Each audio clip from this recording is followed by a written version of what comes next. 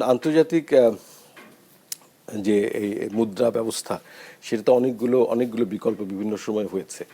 আমরা গত কিছুদিন ধরে দেখেছি যে আসলে ধরুন যদি গত কয়েক বছর 5 বছরের হিসাব করি সেক্ষেত্রে আমরা ডলারের যে প্রভাব সেটা ক্রমশ কমছিল।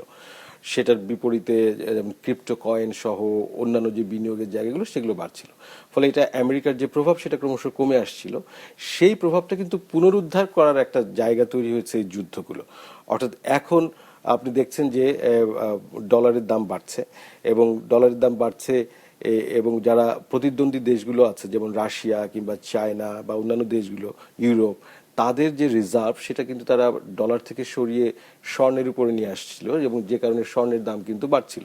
ফলে এই যে একটা একটা সব মিলিয়ে একটা ভোলাটাইল একটা একটা খুব মানে খুবই পরিবর্তনশীল একটা জায়গা তৈরি হচ্ছে আন্তর্জাতিক অর্থনীতির ক্ষেত্রে, মুদ্রা ব্যবস্থার ক্ষেত্রে। তো এইটা এখনই আসলে আসলে মুদ্রা ব্যবস্থায় নিয়ন্ত্রণটা প্রতিষ্ঠিত হবে তার যার রাজনৈতিক নিয়ন্ত্রণ থাকবে।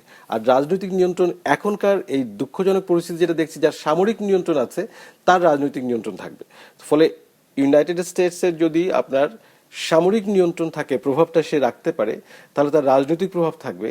আর যদি তার রাজনৈতিক প্রভাব থাকে তাহলে তার অর্থনৈতিক প্রভাবটা থাকবে।